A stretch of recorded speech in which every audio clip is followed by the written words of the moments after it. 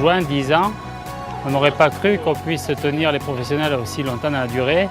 Ça témoigne que les sujets intéressent, que la sécurité intéresse, que les professionnels sont des pros et qui sont toujours présents pour des sujets importants.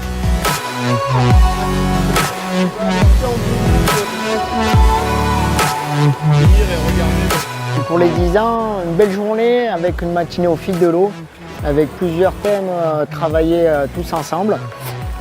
D'une part la conduite de groupe, les problèmes de communication d'un bateau à l'autre, la gestion du convoi sur la rivière, l'organisation de la descente.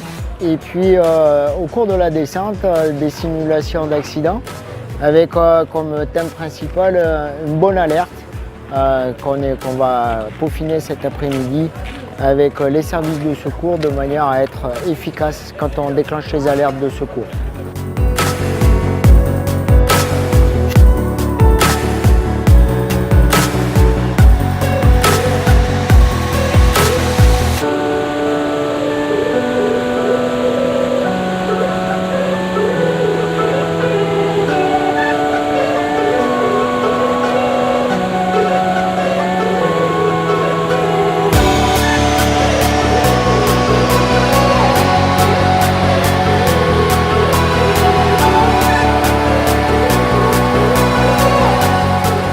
Les actions du centre de formation de canoë et kayak, qui s'étendent d'ailleurs à d'autres sports de pleine nature, sont des actions qui sont sans cesse renouvelées et à chaque fois avec un grand succès.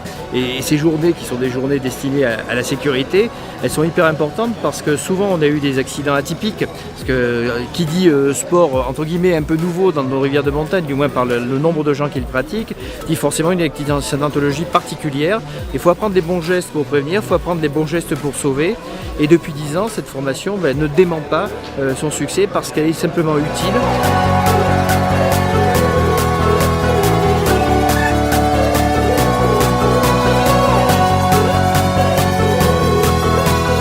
Je crois qu'à ce titre, il faut féliciter Didier Lafay et toute son équipe qui ont su mettre en place justement ces formations de qualité. On a aujourd'hui un staff extraordinaire, on a des équipements extraordinaires avec le stade d'eau vive, avec les salles attenantes.